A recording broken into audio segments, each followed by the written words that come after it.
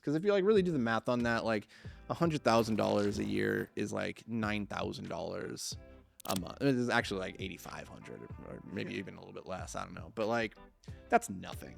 Depending on what you're trying to sell, if you have a service that's, you sell 2 or 3 of those per month and you're there. So a lot of people can get to, based off of their expertise, the knowledge that they already have, they can get to 300,000 pretty quickly.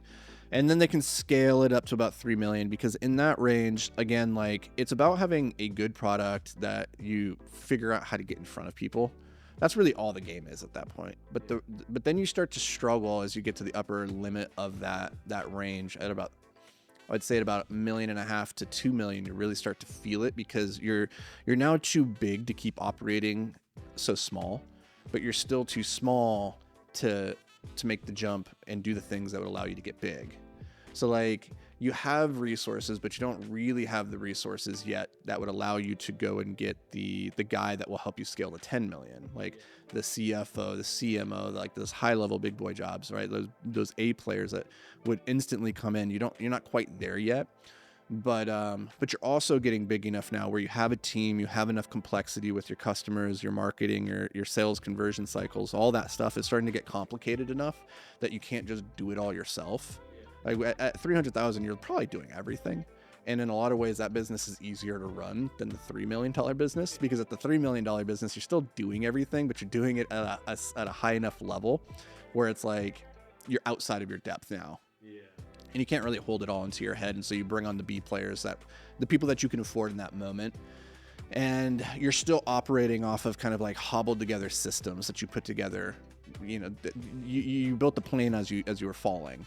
Right. And now as you're trying to go from 3 to 10 million, let's say, like, that's where things get really good.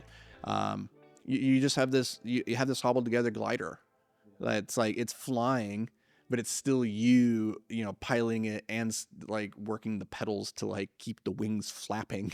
And like, you have dead weight in the back because you had all these different products that you launched to help you get to the place, and all these different customer types, and you have all these things you could do. You just don't have the bandwidth or the resources to do them.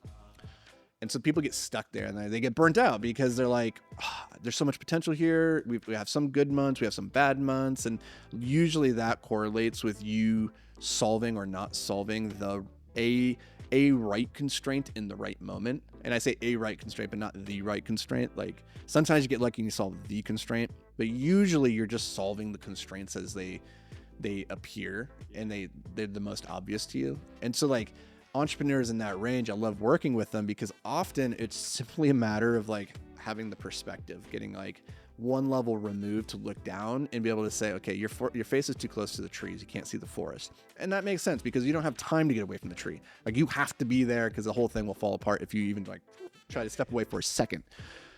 But if you did have that second to let everything kind of burn for a moment, and then plug in the right systems and have that new strategy moving forward of bringing in the right people, then you can make that jump from 3 to 6 million really quickly. But most people stay in that struggle, that death zone, because there's usually like a piece of the puzzle they haven't really figured out yet. And they don't know exactly which one. They might think it's like, oh, it's the product, or they think it's the market. A lot of times they think it's the marketing, like, we need more leads. And that is part of it. But usually, in my experience, it's not purely a leads problem at that number. If you're doing $2 million a year, it's not the thing that's holding you back from 6 million. Isn't more marketing push typically. It's things that are happening back of that. Like, are you actually converting the leads that are coming in? Are you actually delivering the product in a way that leads to 5-star reviews and gets clients to, advocate and leave reviews and testimonials, and then ascend and increase the lifetime value, like that type of stuff. But because those things suck, it's easier to say, like, easiest way to increase revenue is if I could just, 3x my leads. Yeah, your business would grow. So like, that's the easy one that people focus on, but they don't often think of like, oh, if I could increase my retention on my current customer base, that would also double my business, and I wouldn't need more leads.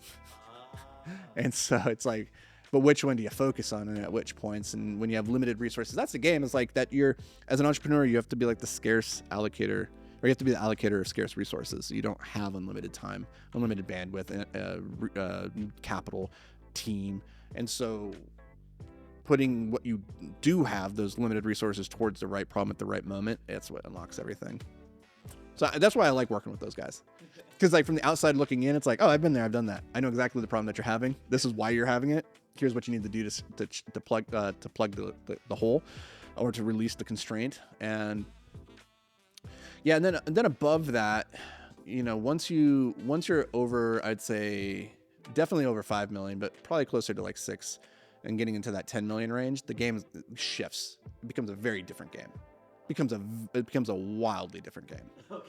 And so at that point, before that, you're doing everything. You need to really understand every mechanism of the business and be able to pop in there and understand the systems front and back and the team. And you're probably going to have like a lot of direct reports that are actually delivering the thing. And then at about 10 million, you don't have that anymore. You need to now learn how to lead through leaders. Yeah. And so you're like 2 to 3 degrees removed from the people that are executing the boots on the ground systems. And so the game changes entirely. And you go from being what I would imagine, I'm not a military person, so this might not be right, but it's what I imagine is the difference between being like a captain on the field versus the coach on the side. That wasn't even a military analogy. That was a sports analogy. It's the difference between being the captain on the field and directing everything and seeing it in real time and being like, Jim, you need to be over there and this over there. And you can run over and help out in those. And then suddenly you're a coach and you're not allowed on the pitch. You got to stay on the sidelines, and you now have to direct through the directors. And so that's where the game really, really changes. Wow. Yeah. And I don't like that phase. That's like that's the phase I enjoy the least. It might be because I have the least experience with it. Because I've grown a number of 7-figure businesses. Few were 8-figure businesses. And so I just have less experience there. But in that 300 to 3 million range, I'm like, oh yeah, I've been there a bunch.